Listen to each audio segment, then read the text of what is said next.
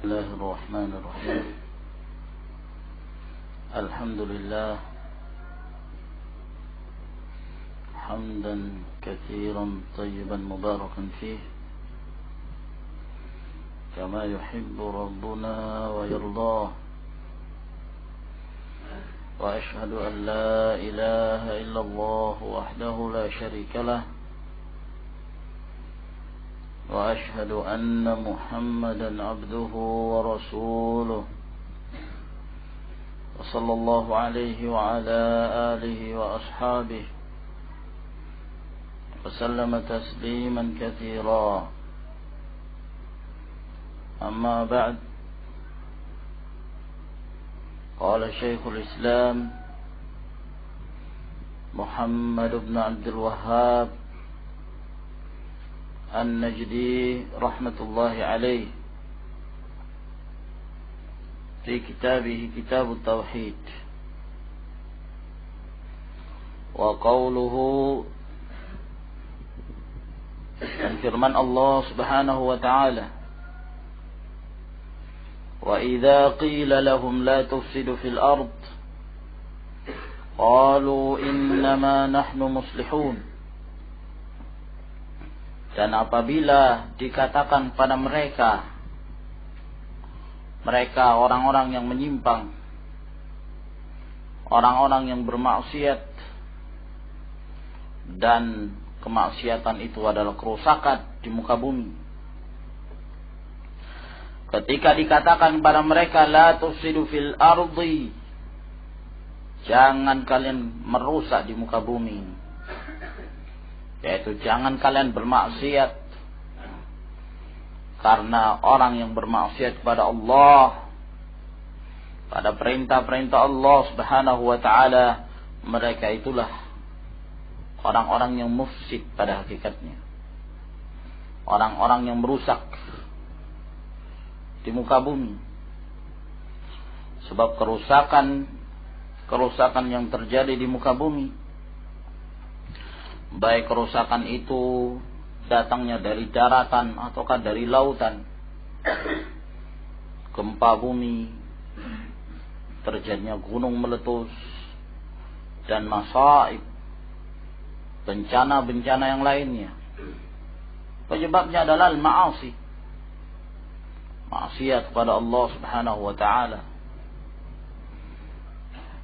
Zahara al-fasadu fil barri wal bahr bima kasabat aydin nas, bahwa telah nampak kerusakan baik di daratan maupun di lautan. Yang demikian ini disebabkan karena ulah manusia itu sendiri, karena amalan mereka, karena kemaksiatan mereka, di mana mereka terpengaruh dan tertipu dengan kehidupan dunia.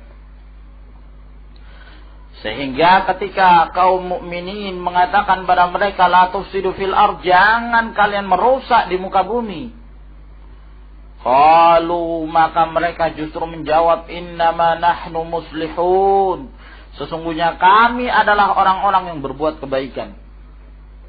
Jawabannya kaum munafikin, mereka merusak di muka bumi tapi mereka menyangka bahwa mereka ini para muslih,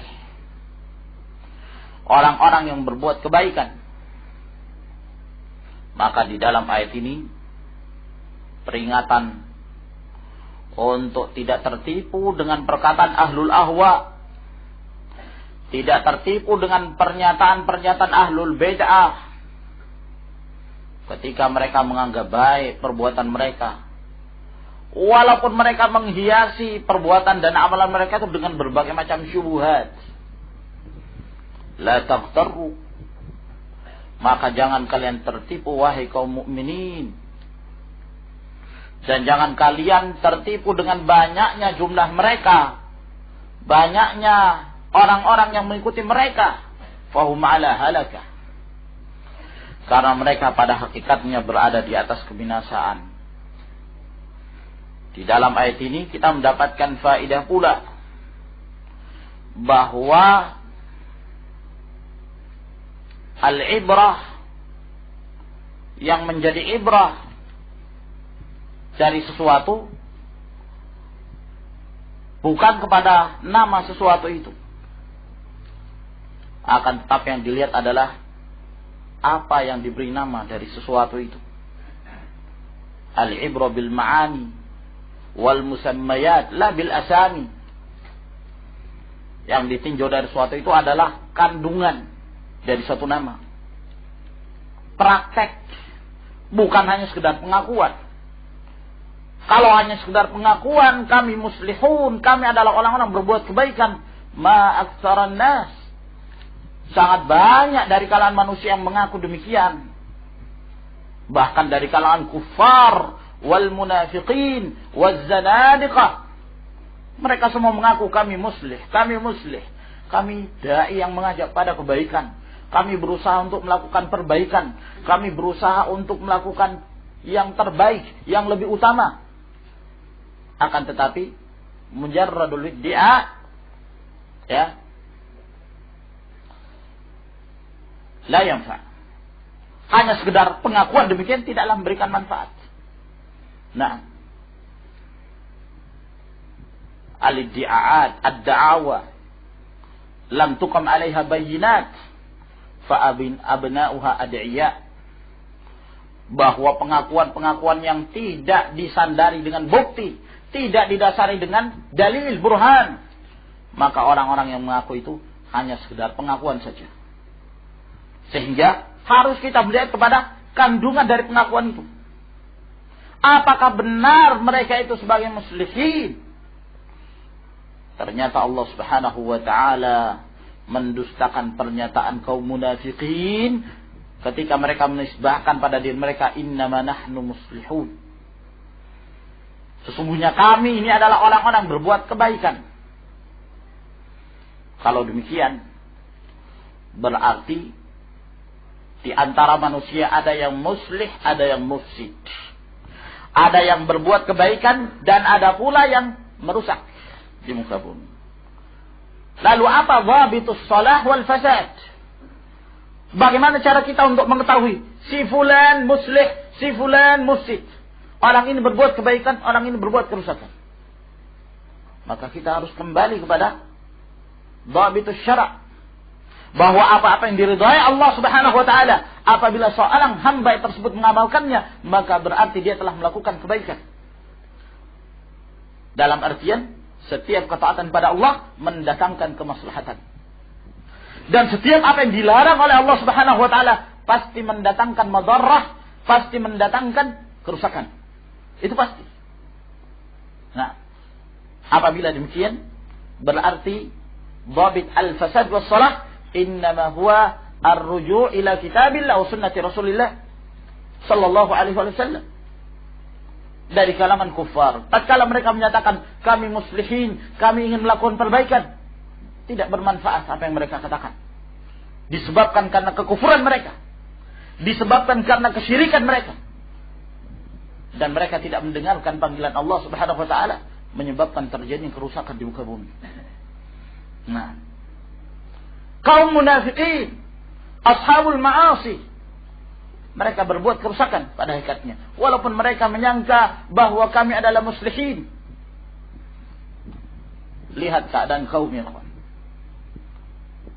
Sedemikian banyak dari kalangan manusia. Mereka menyangka diri mereka melakukan perbaikan. Ya. Dan mereka menyangka bahwa kehidupan al-hadara, semakin modernnya kehidupan, semakin berkembangnya zaman, maka semakin bertambah ilmu dari sisi dunia mereka, teknologi mereka. Mereka menyangka bahwa mereka telah melakukan perbaikan. Padahal mereka adalah orang-orang yang merusak di muka bumi.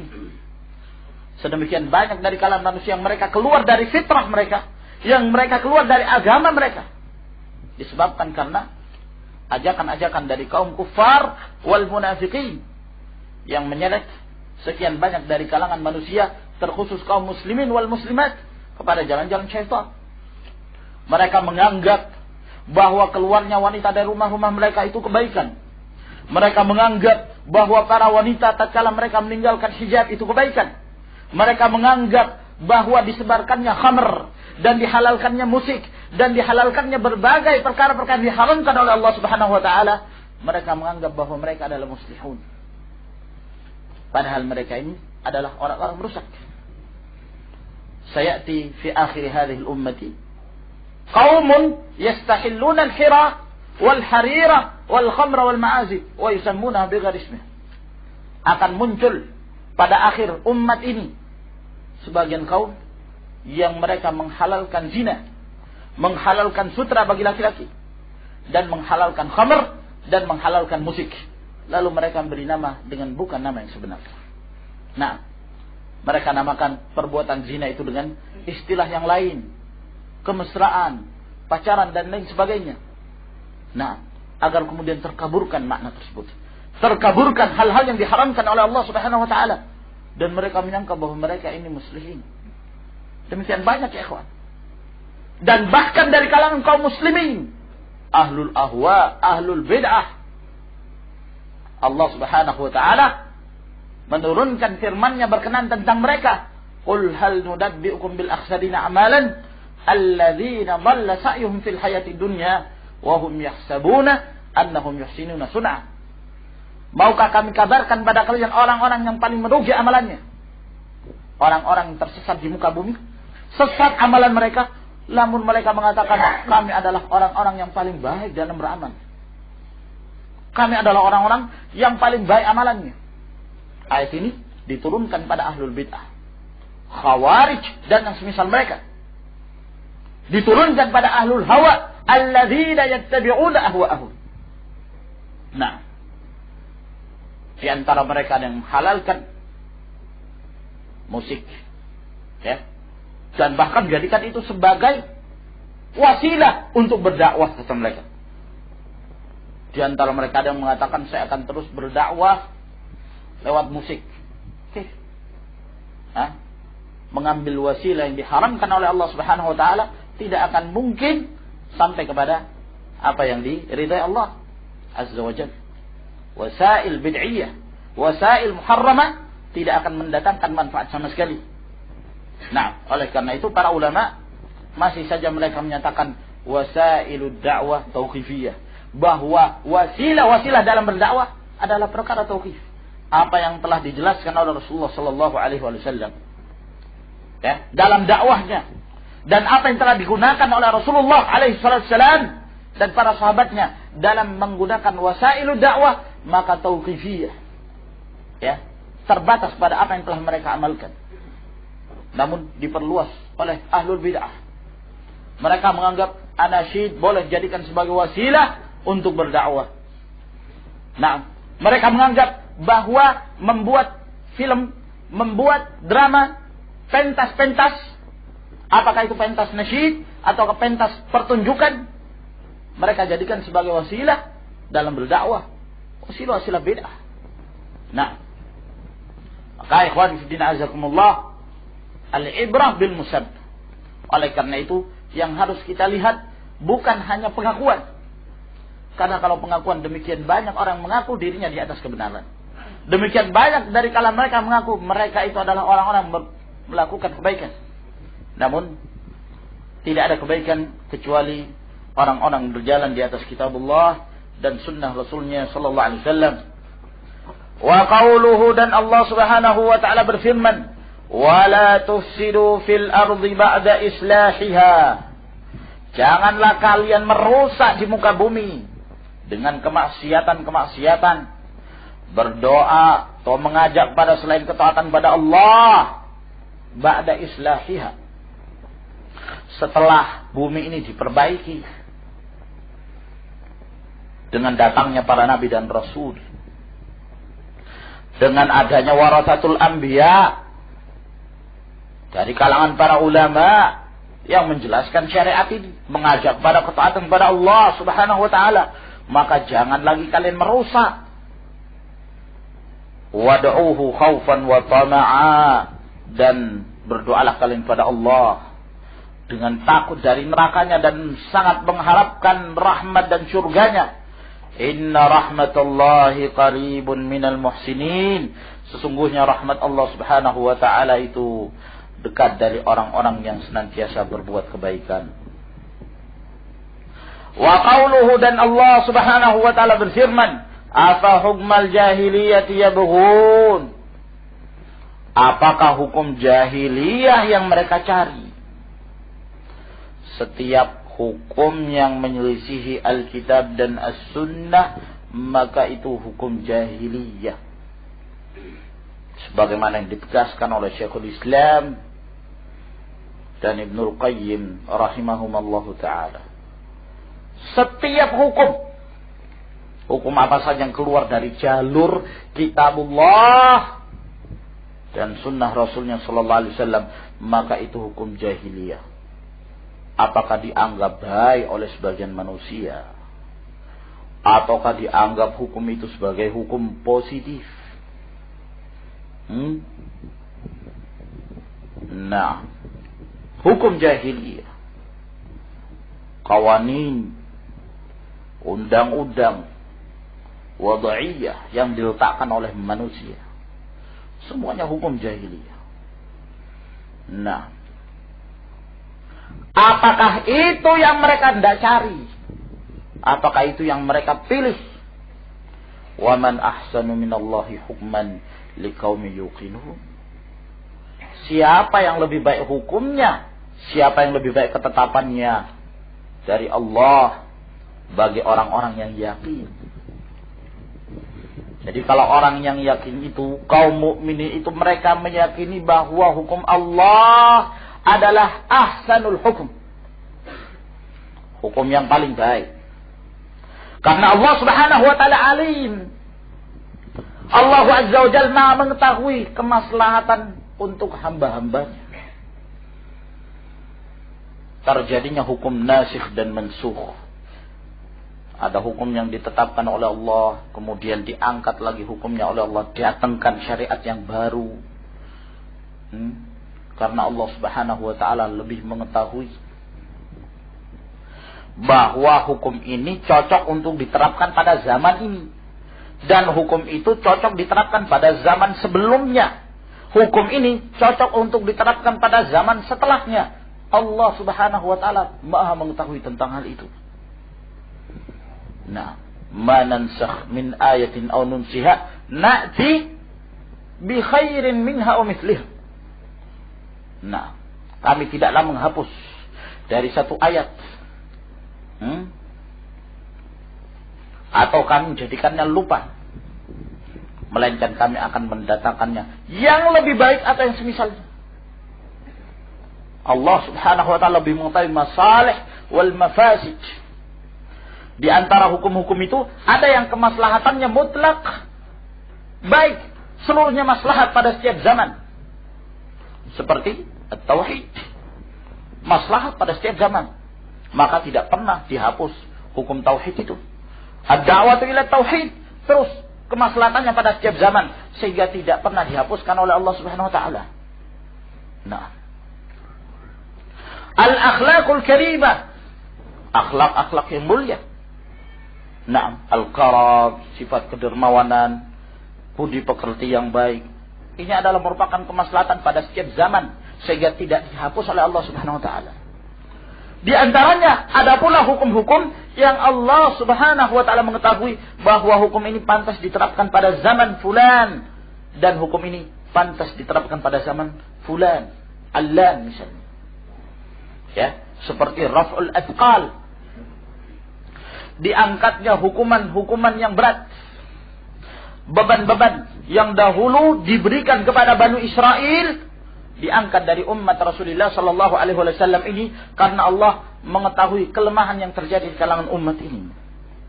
Maka diringankan dalam beberapa ahkam syariah yang dahulunya diharamkan bagi mereka untuk mengambil harta rampasan perang, maka dipermudah. Allah Subhanahu wa taala memberikan rukhsah bagi mereka, keringanan, karena Allah lebih mengetahui kemaslahatan itu. Nah, maka barang siapa yang ingin mengambil hukum yang terbaik, maka ambillah dari zat yang maha mengetahui tentang masalih wal mafasid, yaitu Allah Subhanahu wa taala. Jangan mengambil dari orang yang mereka tidak diberikan ilmu, dan mereka tidak diberikan fikiran kecuali terbatas. Wa ma utu minal ilmi illa qalila. manusia itu tidak diberikan ilmu kecuali sedikit.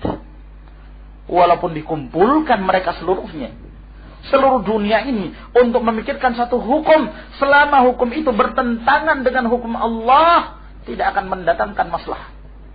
Tidak akan mendatangkan. Pasti akan mendatangkan mafasid. Ad-demokratiyah, hukum demokrasi. Hukum dari mana? Apa hukum al-jahiliyah yabghun? Apakah mereka menghendaki hukum jahiliyah? Lebih memilih hukum demokrasi daripada hukum Allah Subhanahu wa ta'ala. Segala permasalahan diserahkan pada rakyat.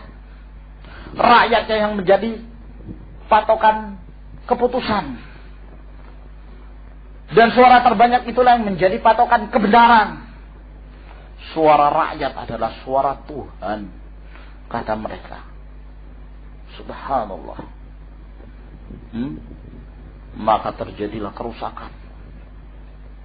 Mengangkat pemimpin yang tidak pantas untuk diangkat jadi pemimpin. Menghalalkan apa yang diharamkan oleh Allah. Menyamakan antara kafir dan mukmin. Wanita pun berhak untuk menjadi pemimpin. Maka lihatlah kerusakan timbul di mana-mana. Dan akan semakin banyak kerusakan itu. Akan terus terjadi fitnah wazzalazil. Kecuali kalau mereka kembali kepada jalan Allah Subhanahu wa ta'ala. Kehinaan menimpa umat ini. Idza tabaya'tum bil inah wa akhadtum adnabal baqar wa raditum biz zar'i wa taraktumul jihad fi sabilillah sallatallahu alaikum dhullan la yanza'uhu ankum hatta tarji'u ila dinikum. Itu syarat. Apabila kalian jual beli dengan cara riba. Sekarang ini jual beli cara riba tersebar. Ya. Yang sebenarnya tidak boleh dijadikan sebagai alat untuk berjual beli, jadi alat untuk berjual beli. Ya. Yang tidak boleh jadikan sebagai bisnis, jadi bisnis. Pegadaian jadi bisnis. Mengambil keuntungan. Padahal dalam syariat sistem pegadaian adalah ta'awun. Hanya sekedar memberikan pertolongan. Peminjaman, ta'awun, hanya sekedar memberikan bantuan. Jangan dijadikan bisnis. Nah, praktek riba semakin tersebar. Dan apabila kalian riba dengan peternakan dan sawah ladang kalian, lalu kalian meninggalkan jihad fisabilillah, kalian tertipu dengan dunia, maka Allah akan mencampakkan pada diri kalian dhullat, kehinaan, rendah. Nah, sampai kapan itu? Tidak akan dilepaskan kehinaan itu dari kalian sampai kalian kembali kepada agama Allah Subhanahu wa ta'ala. Nah, ya. An Abdullah bin Amr radhiyallahu anhuma, dari Abdullah bin Amr radhiyallahu ta'ala anhuma, anna Rasulullah sallallahu alaihi wa alihi wasallam qala, bahwa Rasulullah sallallahu alaihi wa alihi wasallam bersabda, la yu'minu ahadukum hatta yakuna hawahu taba'an lima ji'tu bih. Tidaklah beriman salah seorang kalian hingga hawa nafsunya itu mengikuti apa yang kubawa, mengikuti apa yang dibawa oleh Rasulullah sallallahu alaihi wasallam, sampai hawa nafsunya itu lebih rendah, tunduk, dan harus mengikuti ajaran Rasulullah sallallahu alaihi wasallam. Qala an-Nawawi haditsun sahih ruwinahu fi Kitabil Hujjah. Kalau dikatakan ruwinahu menunjukkan bahwa Imam Nawawi punya sanad secara bersambung dalam Kitabul Hujjah. Ya, ini Imam Nawawi punya sanad sampai ke Kitabul Hujjah itu. yang dikarang oleh Abul Fath Nasr bin Ibrahim Al-Maqdisi, Kitabul Hujjah Al-Hujjah ala Tarikil Mahajjah. Naam, kata beliau bi isnadin sahih, dengan sanad yang sahih. Nah, namun para ulama mendhaifkan hadis ini, walaupun maknanya sangat baik sekali dan maknanya sahih, didukung sekian banyak dari firman-firman Allah Subhanahu wa taala. Ya. Namun dari sisi sanad, hadis ini tidak bisa dijadikan sebagai hujjah. Dalam sanadnya seorang perawi bernama Nu'aim bin Hammad Al-Khuzai.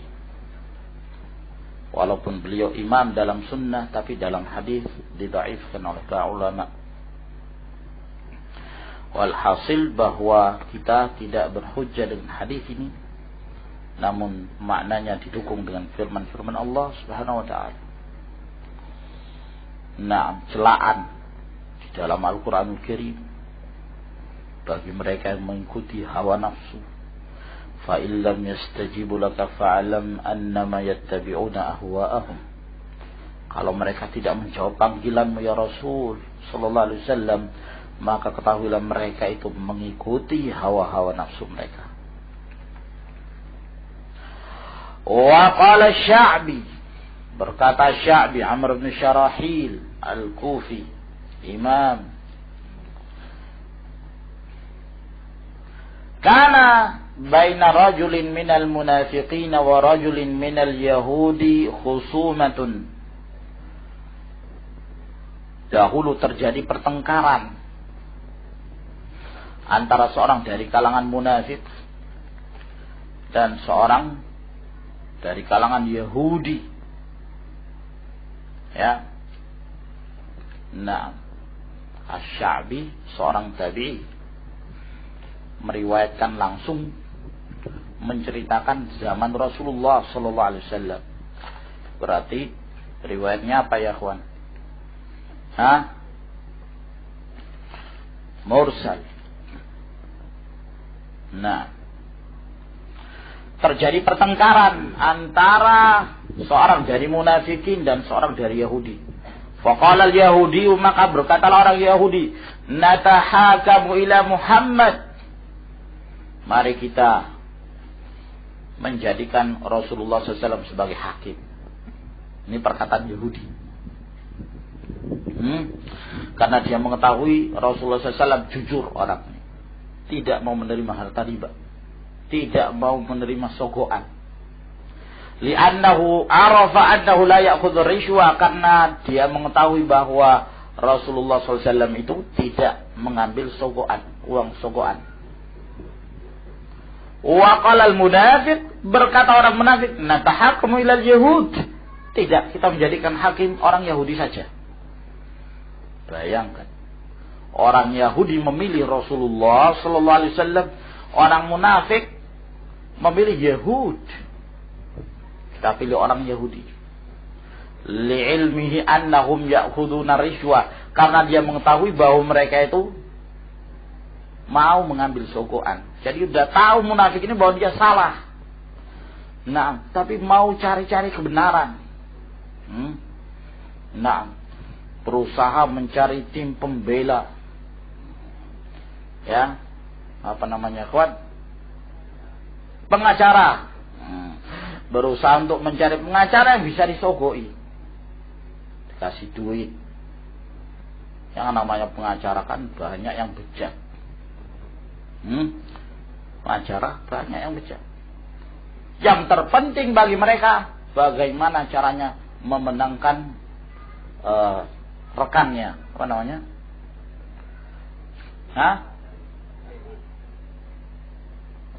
Kliennya, temannya, rekannya. Nah, yang dia bela, yang memberikan pada dia duit, itu kan.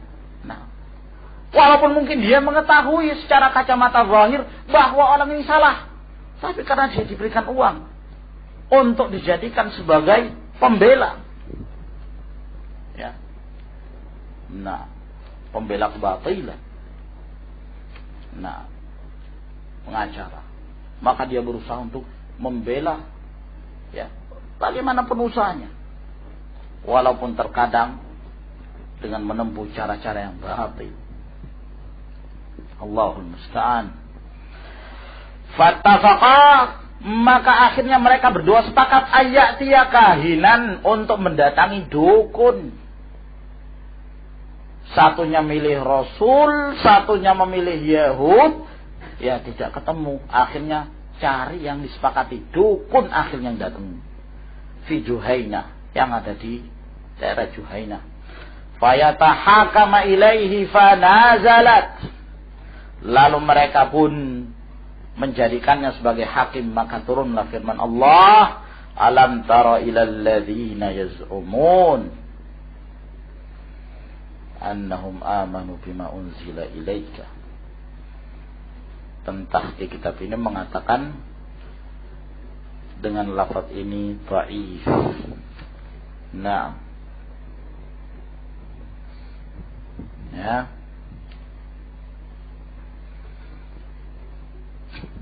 Waqila, dan ada pula yang mengatakan nazalat fi rajulaini ikhtasama. Turun ayat ini tentang dua orang yang sedang bertengkar. Faqala ahaduhuma, maka berkatalah salah seorang dari keduanya, natarafa'u ila Nabi sallallahu alaihi wasallam. Kita mengangkat hukum ini pada Rasulullah sallallahu alaihi wasallam. Wa qala akhar, berkata pula yang lain, ilal Ka'ab bin Ashraf. Kita angkat hukum ini kepada Ka'ab bin Ashraf. Ya. Nah. Thumma tarafa'a ila Umar. Lalu kemudian mereka mengangkat hukum ini pada Umar.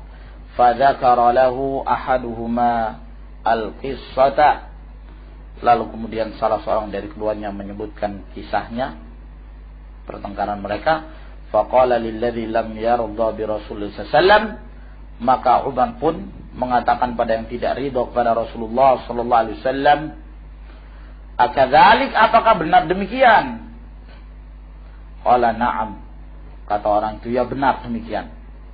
Ya, yakni tidak ridho kepada Rasulullah sallallahu alaihi wasallam, maunya kepada Ka'ab bin Ashraf. Nah, al-munafiq fadarabahu bis-sayfi faqatalah. Maka akhirnya Umar pun membunuhnya dengan pedang. Ya, menebas lehernya. Nah, tahqiqnya enggak disebutkan tentang riwayat ini. Al-muhim, kata pentahqiq kitab ini, riwayat Sya'bi mursal. Na'am, disebutkan oleh pentahqiqnya. Adapun sebab yang berikutnya itu waqila nazalat fi rajulaini, kata beliau maudhu'. Kisah ini palsu. Disebutkan oleh Al-Wahidi secara ta'liq dalam Asbabun Nuzul, halaman 107 dan 108. Dan Al-Baghawi dalam tafsirnya, dalam sanadnya ada perawi pendusta. Ya. Namun kata beliau telah sahih sebab turunnya ayat ini yang dikeluarkan oleh At-Tabrani.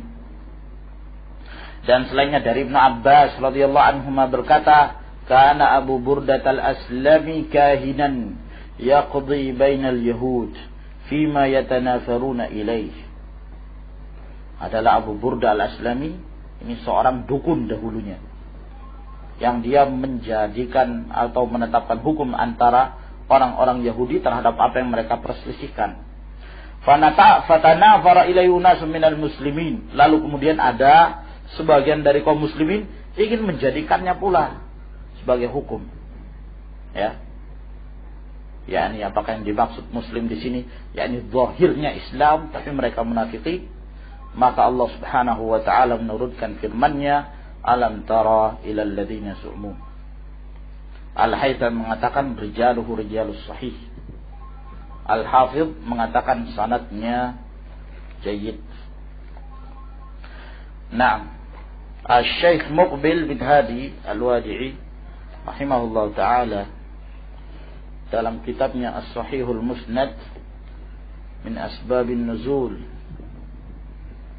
beliau menyebutkan salah satu riwayat tentang Asbabun Nuzul ayat ini, seperti yang disebutkan oleh pentahqiq, bahwa itu diriwayatkan oleh At-Tabrani,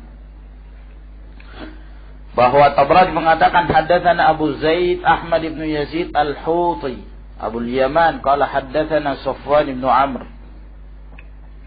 an Ikrimah an Ibn Abbas qala kana Abu Barzah. Nah, coba antum lihat bedanya yang terdapat dalam tahqiq ini, tahqiq Fathul Majid. Apakah terjadi kekeliruan dalam penukilan tersebut? Karena dalam As-Sahihul Musnad ini bukan Abu Burda, ya, tapi Abu Barzah Al-Aslami. Kemudian juga di dalam tahqiq disebutkan minal muslimin, padahal yang disebutkan oleh Syekh di sini minal musyrikin, bukan muslimin. Nah, adalah Abu Barzah Al-Aslami kahinan, dahulu beliau seorang dukun, yaqdi bainal yahud fima yatanafaruna fihi. Beliau menghukumi antara orang Yahudi terhadap apa yang mereka perselisihkan. Fatanafara ilaihi nasum minal musyrikin, maka tatkala ada sebagian orang dari kalangan kaum musyrikin yang juga menjadikannya sebagai hakim terhadap apa yang mereka perselisihkan, maka Allah Subhanahu wa taala menurunkan firman-Nya, alam tara ilal ladzina yaz'umuna annahum amanu bima unzila ilaika wa ma unzila min qablik ila qaulihi in aradna illa ihsanan wa taufiqa. Nah, riwayat ini disebutkan Al-Wahidi dalam Asbabun Nuzul dengan sanad ini, dan Al-Haythami dalam Majmu' Az-Zawaid beliau mengatakan rawahu Tabrani wa rijaluhu rijalu as-sahih.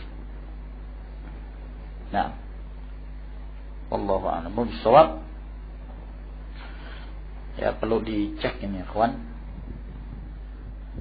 ya, tentang nama yang dahulunya sahabat tersebut menjadi kahin, dahulunya dukun. Apakah itu Abu Barzah Al-Aslami atau Abu Burda? Nah, wallahu a'lam. Ataukah lafaz minal musyrikin yang disebutkan di sini atau minal muslimin? Nah, perlu dicek kembali. Baik, bilahuna. Tafadhalu hafizakumullah.